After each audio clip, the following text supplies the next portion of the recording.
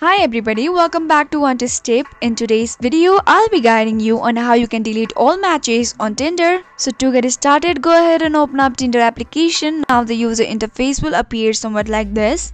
So let's say you don't like any of your matches and you wanna delete it, then what you can do is head over to your chat section. Head over to that little profile icon which is up here on the bottom right corner. Now go ahead and tap on that gear icon which is up here on the top right corner.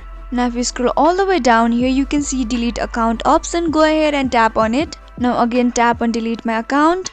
Now it will ask you the reason on why you wanna delete your account. So go ahead and select I want a fresh start. Once you tap on it, you'll be brought up with another options. Now what you can do is tap on I want to reset my matches.